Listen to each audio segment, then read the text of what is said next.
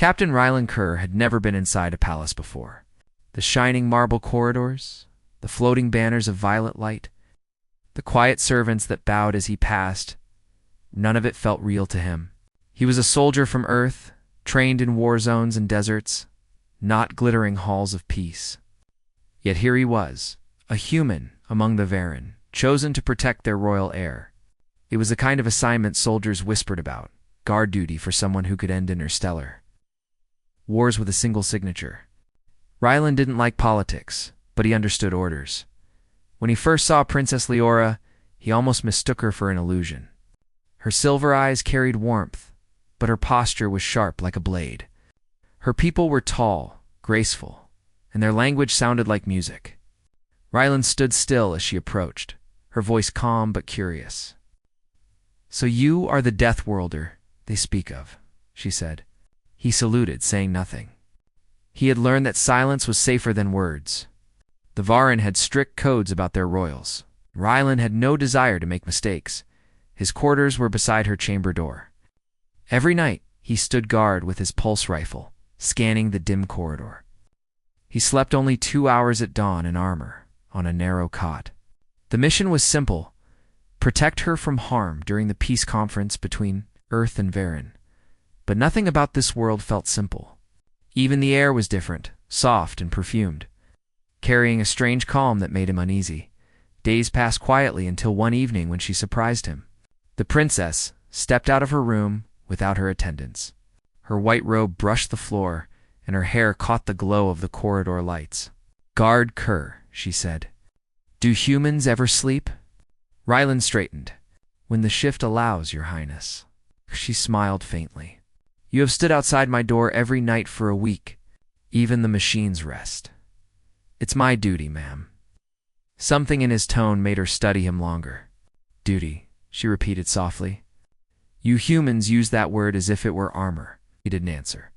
She lingered a moment, then nodded and returned to her room. But from that night on, she greeted him each morning when she left for her council meetings. Sometimes it was only a word. Sometimes she asked questions about Earth, its storms, its mountains, its wars. Ryland answered carefully. The more she spoke, the harder it became to see her as only an assignment. A week later, a convoy was attacked.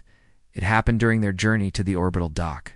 The transport moved through the shining capital streets when the alarms blared. Drones dove from rooftops, firing blue plasma. The escort vehicles exploded in fire. Ryland reacted before the guards around her did. He pushed the princess down, covering her with his body as energy bolts scorched the hull. He pulled her to the floor and drew his weapon. The rest was training calm, breathing, quick aim, return fire. When the smoke cleared, half the escort was gone. The attackers vanished into the ruins. Leora trembled, clutching his arm. He could feel her heartbeat racing through the thin fabric of her robe. "Are you hurt, Highness?" he asked. She shook her head slowly. "No, you saved me." He nodded once. "Doing my job." That night the palace was sealed under high alert. Ryland's armor was scorched, and his shoulder burned from shrapnel, but he stayed at his post. The princess didn't sleep either. When dawn came, she ordered her council to let him recover inside her suite so she could thank him personally. Ryland tried to refuse, but the order came directly from her. Inside, her chamber was calm and filled with faint music. She dismissed her attendants and approached him with a small medkit. "Sit," she said softly. "Your Highness, that isn't an order, Captain." He obeyed. She cleaned the burn on his shoulder herself. Her hands were steady, and her eyes never looked away. "You risked your life," she said quietly.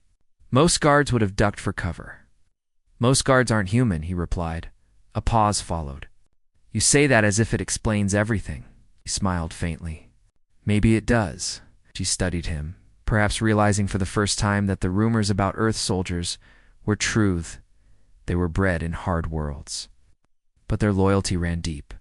When she finished, she placed the medkit aside and said, "You may rest inside, Captain. The corridor is secure." He wanted to protest again, but saw the quiet concern in her expression. He stayed by the wall, sitting on the floor, rifle across his knees. She returned to her desk, reading messages on a glowing screen. Hours passed in silence except for the faint hum of the city beyond. Later, she broke the quiet. "Your world sounds harsh," she said without looking up. "Storms, deserts, no floating cities. Why fight for others after all that?" He thought for a long moment. "Because someone has to." She looked at him again, as if the answer was both simple and impossible. From that day, she spoke to him often. Not as a soldier, but as a person. She asked about the oceans of Earth, about the color of the sky before sunrise, about the reason humans built monuments to the dead. Rylan answered in short words. But sometimes she could hear meaning between them. He began to notice small things about her. The way she clasped her hands when thinking. The faint glow of her eyes when she laughed. She had courage hidden beneath her royal calm. She cared deeply for her people, yet sometimes her gaze drifted beyond the windows, as if she longed for another life. The palace guards whispered that the princess had grown fond of her, human protector. Rylan ignored them. He told himself he was only doing his duty, but when she smiled at him, he forgot the weight of his armor. One evening, heavy rain poured over the capital. Leora stood on her balcony watching the lightning strike the distant hills. Rylan stood behind her, silent. After a while, she spoke without turning. "Does thunder frighten you?" "No," he said. "On Earth, storms were like music to us." She turned to face him. "You speak of storms as if they are alive." "Sometimes they are," he said. "They test what stands strong." She smiled at that. "Then perhaps we both belong to storms." The next morning she invited him to walk with her in the royal gardens. It was against protocol, but she overruled her attendance. They walked between glass trees and silver leaves, and she asked him about his family. He told her he had none. War had taken them long ago. She grew quiet. Then she said, "You should not have been sent here alone." "I'm used to it," he said.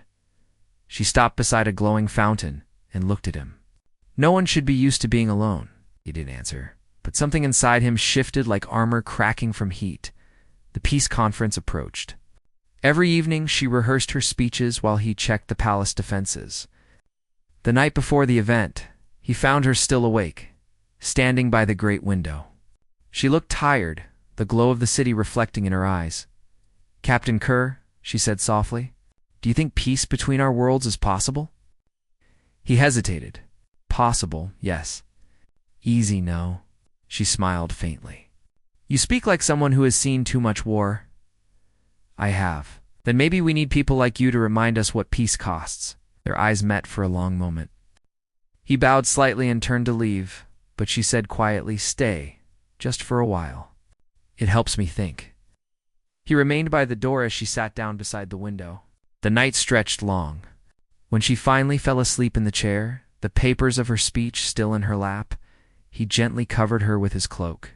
She stirred slightly but did not wake. At dawn, he stood beside her when the suns rose over the horizon. The light touched her hair like fire.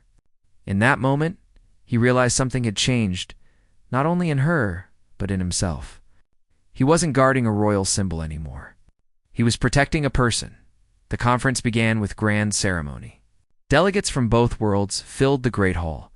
Rylan watched from the edge of the crowd as Leora stepped forward, calm and radiant. She spoke about hope, about unity, about strength found in difference. Her voice carried across the chamber like music.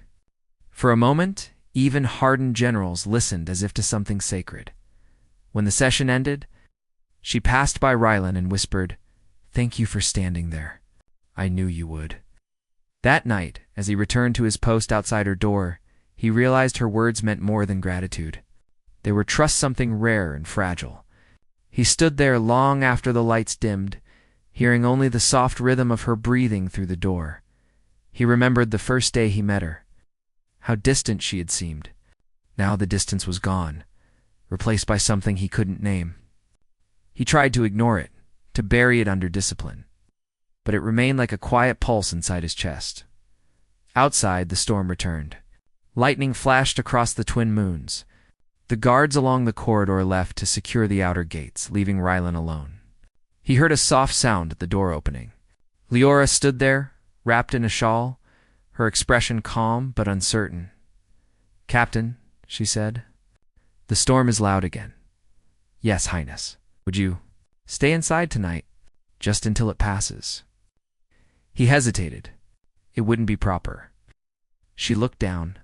Perhaps not, but it would be kind. He met her gaze. Then he stepped inside and took his place by the window instead of the door. She returned to her bed, the thunder echoing outside. Neither spoke. Minutes became hours. When the rain eased, she was asleep. Ryland looked around the quiet chamber, the soft glow, the faint scent of rain, the peace on her face, and felt a strange calm of his own.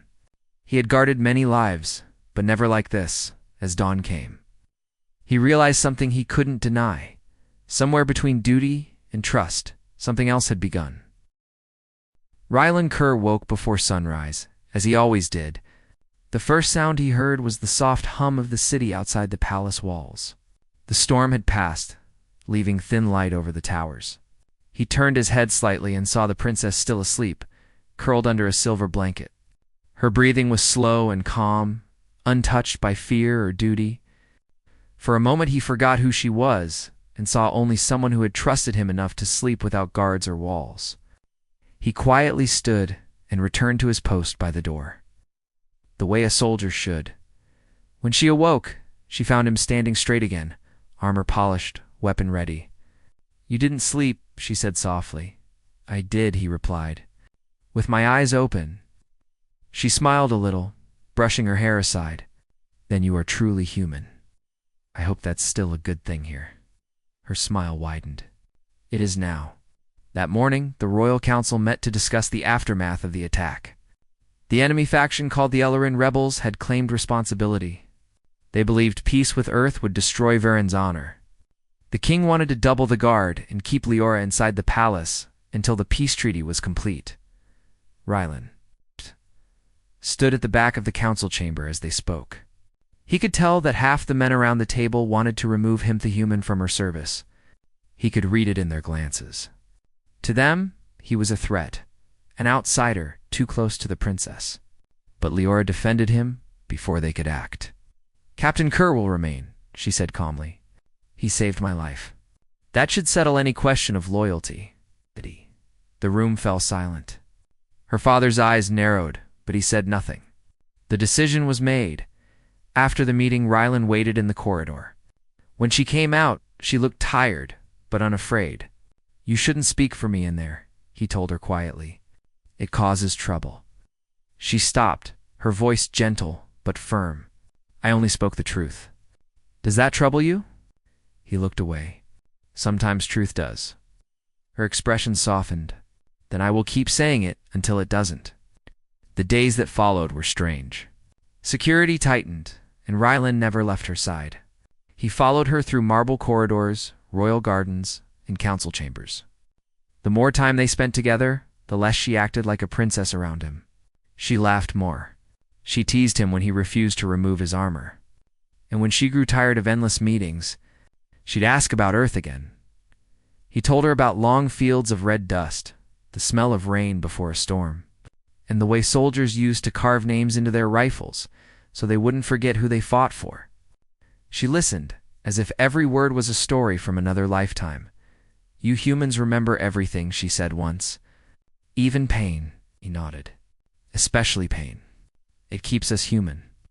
She fell quiet for a while and then whispered, "Then maybe I am part human too." That single sentence stayed with him. One evening, after a long day of meetings, she returned to her quarters, exhausted. He followed silently, scanning the hallway as always. When they entered, she turned to him suddenly. "You never remove your helmet anymore," she said. "Is it because you don't want anyone to see your face?" He hesitated, then lifted it off. His short dark hair was damped from the heat, and a faint scar ran across his cheek. Leora looked at him for a moment longer than she should have. "There," she said softly. "Now I know what courage looks like." Ryland tried to respond, but her words had left him still. That night, when he thought she was asleep, she spoke again from her bed. "Captain, are you ever afraid?" "Every soldier is afraid," he answered. "Of dying?" "No," he said. of failing. The silence stretched. Then she whispered, "Then don't fail me. I won't." The next day, rumors began to spread through the palace. Servants whispered that the human guard had grown too close to the princess. Some claimed they had seen him enter her room during the storm. Rylan ignored the gossip, but it spread quickly. By the week's end, the king summoned him. The royal throne room felt colder than usual. The high sovereign sat surrounded by guards and advisors. "Captain Kerr," the old man began, his voice sharp, "you have served my daughter well. But I am told your service has become personal." Alon stood straight. "My service is loyal, not personal. Loyalty can become blindness," the king said. "Perhaps it already has." "I follow orders," Rylan replied. "Even when I don't agree with them." The king's eyes hardened. "Then follow this one. You are relieved of duty. You will return to the human quarters until further notice." Alon saluted. "Yes, your majesty." When he turned to leave, Leora entered the chamber. "Father, what are you doing?" "It's for your protection," the king said. "You've forgotten who you are." She looked at Rylan, her voice trembling but steady. "No, father. I've remembered who I am and who I trust." But the order could not be undone. Rylan was reassigned to the outer gates. The princess's new guards were Varen Soldierstall, silent and loyal to the throne. That night, as he stood watch in the rain, he felt emptiness settle inside him. He had been removed from her side, yet his instincts kept him alert for any sound from the royal tower. Hours later, the alarm sounded again. Explosions echoed across the city. The rebels had returned, more organized this time. Fire lit the night sky. The outer gates fell in minutes. Rylan grabbed his rifle and ran toward the palace. Inside, chaos reigned. Guards fought in the halls. Smoke filled the air. He forced his way through the corridors until he reached her chambers. The doors were shattered. Inside, the princess stood cornered by two armed rebels. She held a dagger in shaking hands, her white robe torn by debris. Rylan fired before they could reach her. The sound of the plasma rifle echoed off the marble walls. The rebels fell. He ran to her and grabbed her hand. "We have to move," he said. She nodded, too stunned to speak. He led her through burning halls, down stairways filled with ash. The palace was collapsing around them. When they reached the lower gardens, enemy ships hovered above, dropping soldiers this way. Rylan shouted, pulling her toward a hidden exit beneath the fountain. He had memorized every passage of the palace during his duty. They crawled through the narrow tunnel as explosions shook the ground above. When they emerged, they were outside the city walls.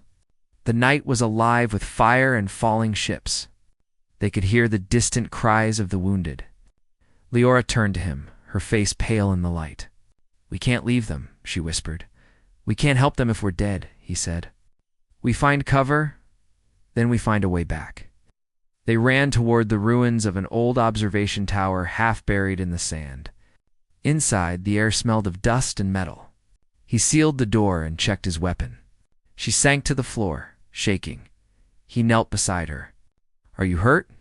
"No," she said, her voice unsteady. "But everything." "Everything's gone." He looked at her, unsure what to say. "Not everything," he said quietly. She lifted her head. "What do we do now?" "We survive." Hours passed. The night outside burned with the fall of ships. Inside, they sat in silence, the world beyond their walls falling apart.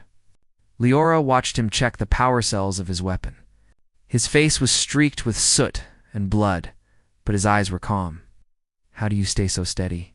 she asked. "Because you need me to," he replied simply. She reached out slowly and touched his hand. "I do." The word hung in the air between them, small but powerful. When dawn came, they ventured outside. The city was a ruin of smoke and ash. The Varen army had retreated to the northern ridge. Rylan guided her through alleys filled with wreckage. They scavenged for food and medical supplies. Every sound made them freeze. That night they found shelter in a broken dome overlooking the valley. The stars were still bright above the smoke. She sat beside him, her robe torn and her crown gone. For the first time, she looked not like a princess, but like a traveler lost between worlds. "Do you ever miss your home?" she asked quietly. "Every day," he said. "What keeps you going?" He looked at her. "Knowing someone's depending on me?" She held his gaze for a long moment. "Then don't stop." The silence between them felt alive. She lay down near him, her head resting on her arm. The firelight flickered across her face. "You saved me twice," she whispered. "I won't forget." "You don't have to," he said softly. "Just live." She smiled faintly and closed her eyes. Rylan watched the horizon as the stars faded. Somewhere beyond the ruins, the future waited, uncertain, dangerous, and full of choices neither of them could avoid.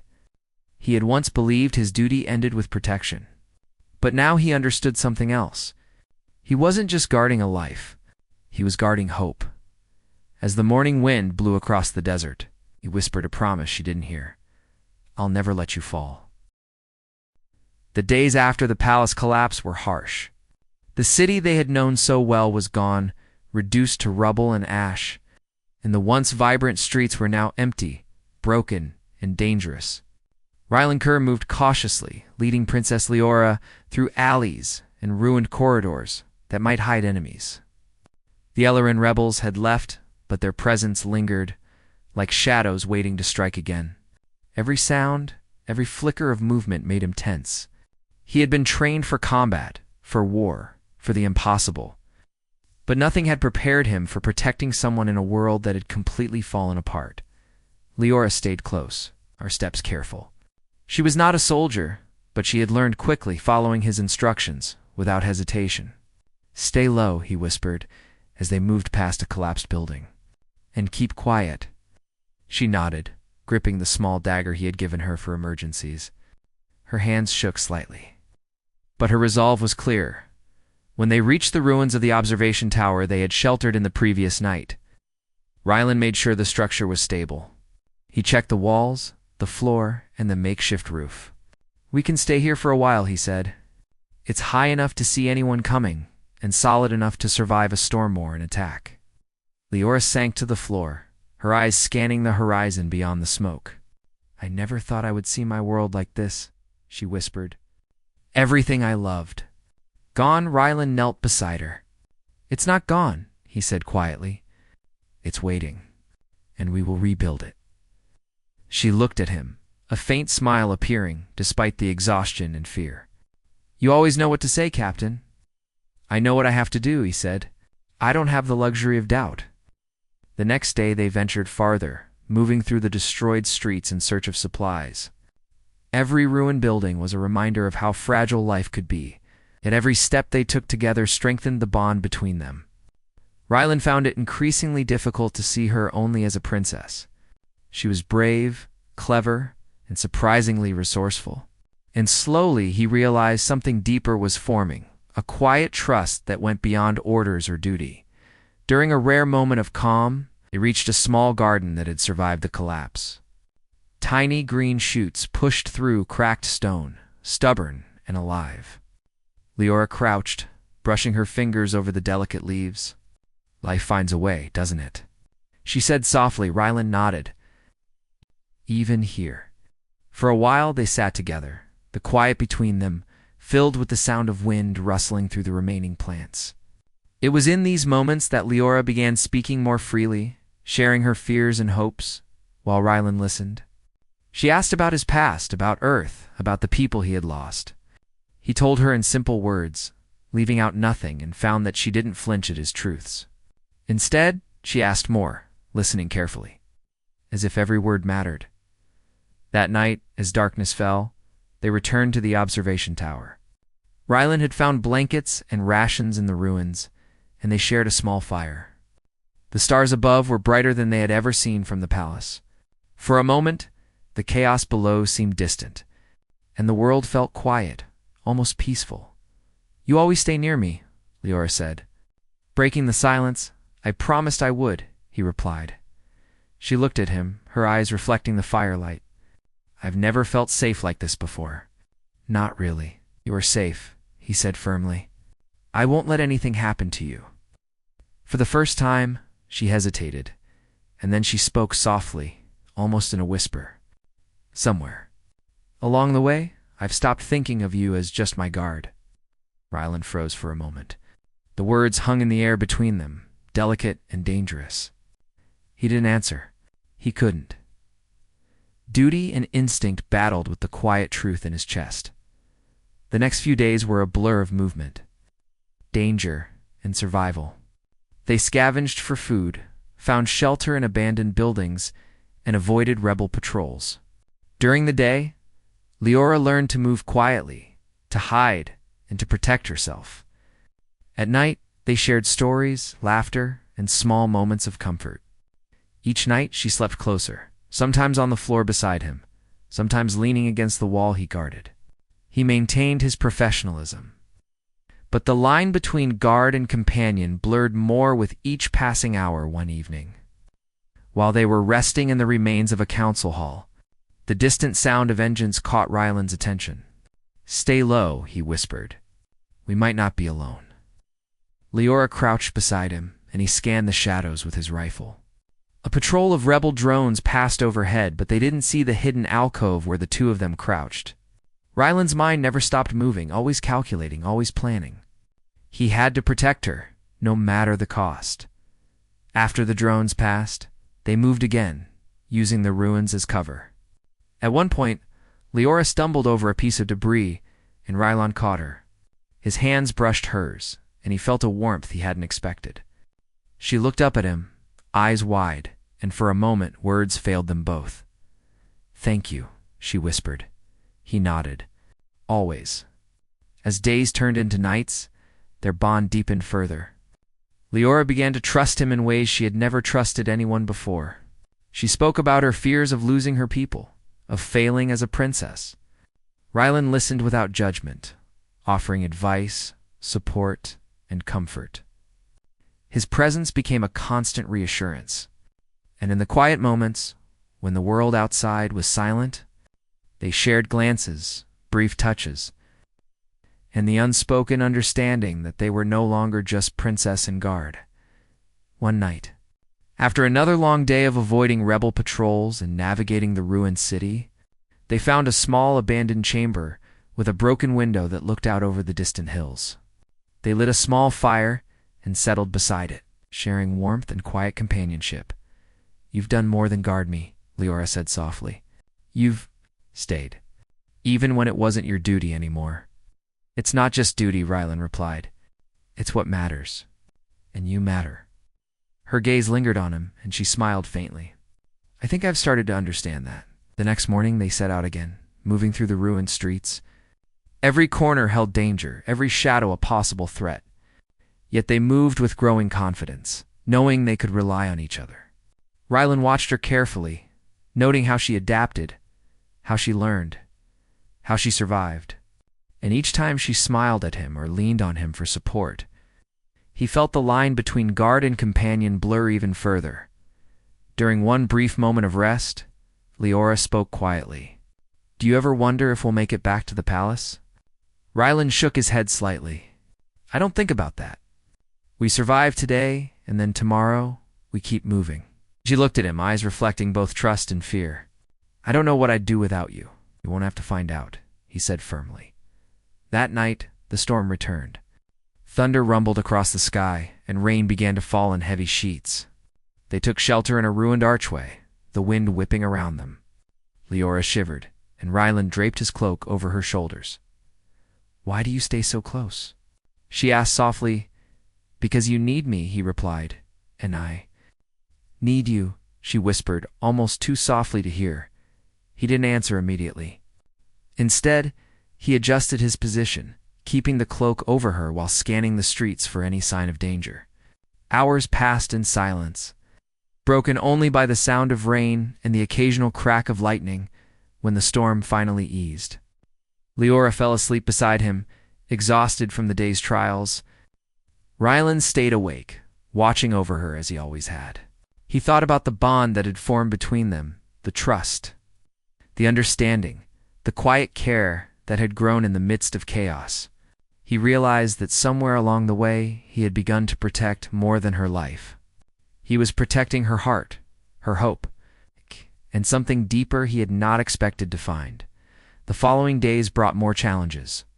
They navigated through rebel-controlled zones, scavenged for food and medical supplies, and avoided patrols. Each night, they found shelter together, sharing the small comforts they could find. And each night, Leora moved closer, sometimes leaning against him, sometimes sitting beside him. Her presence a quiet reassurance in the dark, dangerous world around them, during one rare quiet moment. Leora spoke about her dreams for the future. "When this is over," she said, "I want to rebuild the city. I want people to feel safe again. I want to see gardens bloom where there is now only ash." Rylan listened, his heart swelling with respect and admiration. "We will," he said simply, "and we will make sure nothing like this happens again." She looked at him, eyes softening. "I can't imagine doing this without you." "You won't have to," he replied. As the days stretched on, the bond between them became unbreakable. They learned to move together without words, to communicate through glances and gestures. They survived the dangers of a broken city, not just through skill, but through trust. And in the quiet moments, when the world fell away, they found comfort in each other's presence, a fragile peace amid chaos. One evening, as they rested in a ruined tower, Leora looked at him with quiet determination. "Captain Kerr," she said softly, "I've realized something. I don't just need a guard. I need—" Rylan met her gaze, understanding the depth of her words.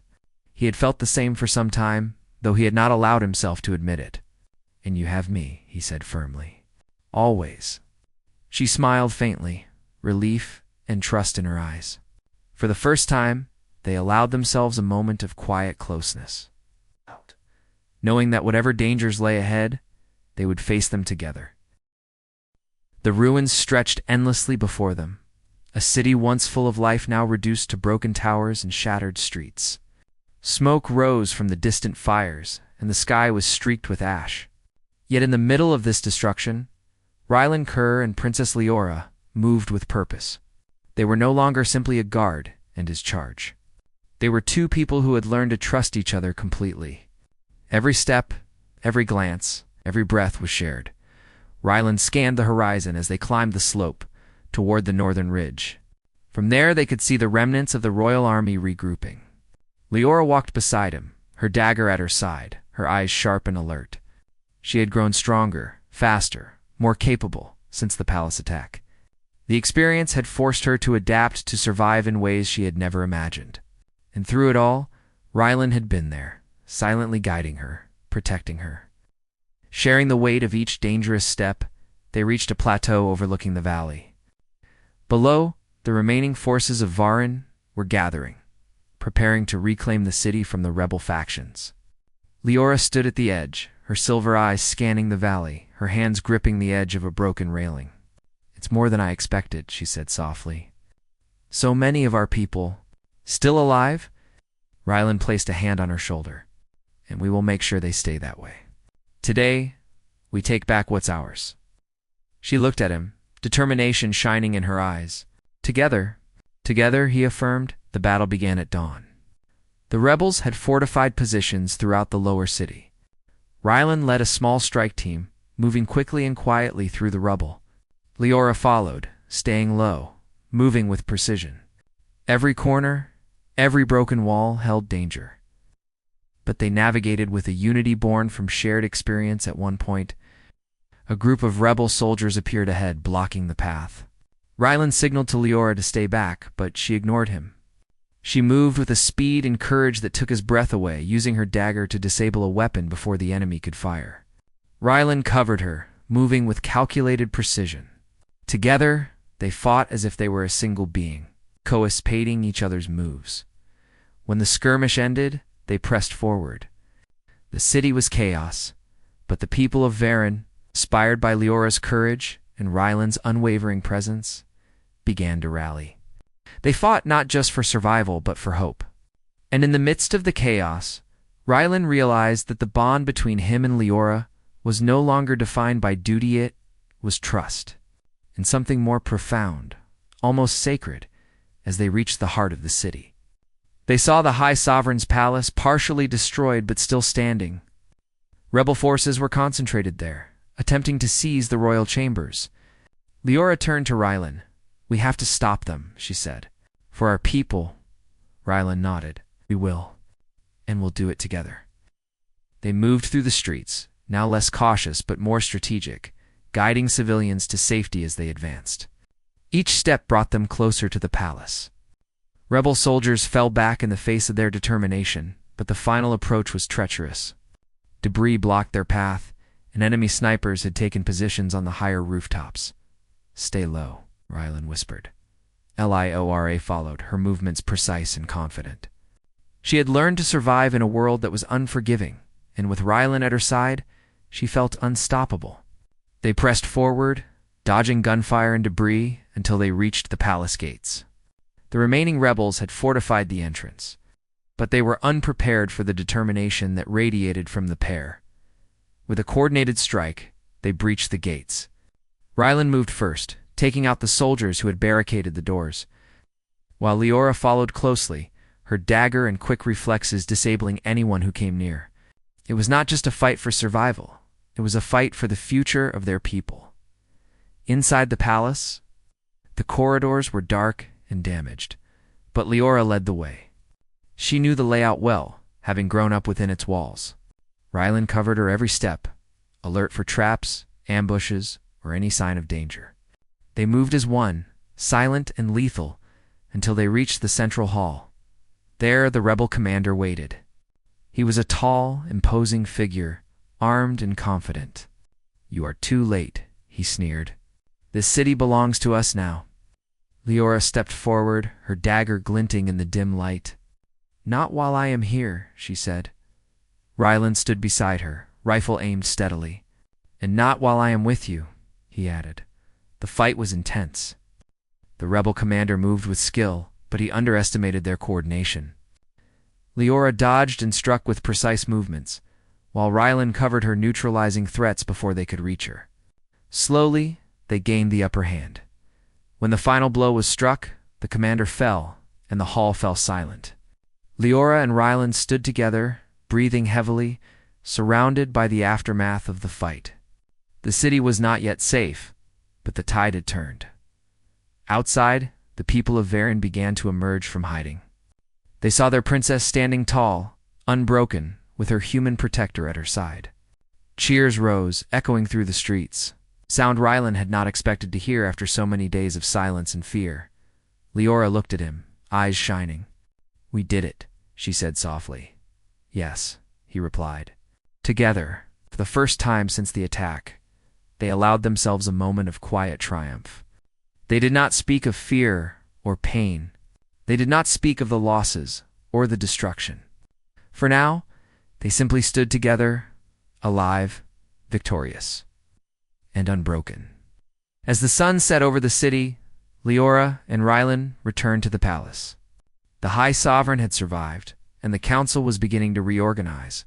Leora took her place as the leader, her voice clear and commanding as she addressed her people. She spoke of unity, of rebuilding, and of hope. And when she finished, she turned to Rylan.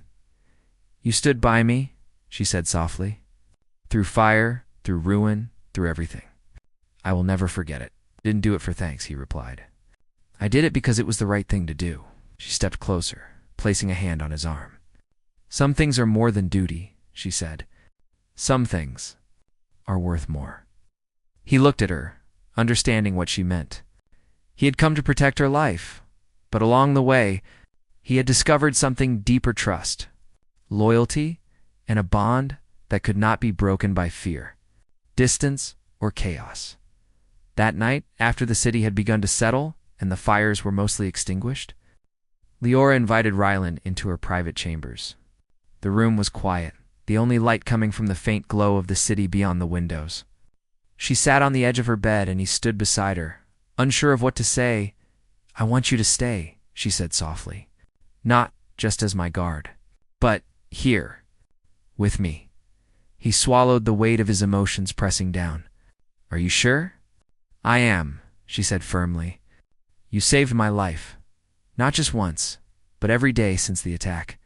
I trust you with everything. I want you here, not because I fear, but because I want your presence." For a moment, words failed him. He had been trained to protect, to fight, to survive. But this was something entirely different. He knelt beside her, meeting her gaze. "Then I will stay," he said. "Always." She smiled faintly, relief and warmth shining in her eyes. The fear that had lingered in the shadows of the past weeks melted, replaced by trust, understanding, and a quiet peace neither had expected to find. They spoke for hours, sharing stories, dreams, and hopes for the future. Leora talked about rebuilding the city, restoring life and beauty to the ruins. Rylan spoke of Earth, of distant worlds, and of what it meant to fight, not just for survival, but for something greater. And in that exchange, they found connection, human and alien, soldier and princess, bound by courage, trust, and shared experience. Later, when she lay down to rest, Rylan stayed by her side.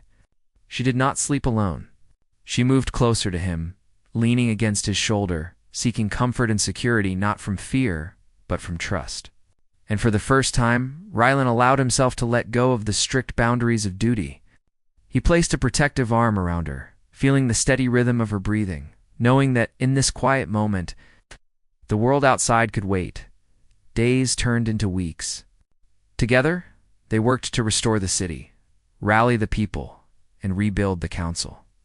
Rylan remained by her side, not as a guard, but as a partner, trusted and valued. Leora's leadership was strengthened by his presence, and the people of Varian grew to respect the bond between them through every challenge, every setback, and every small victory. Their connection deepened.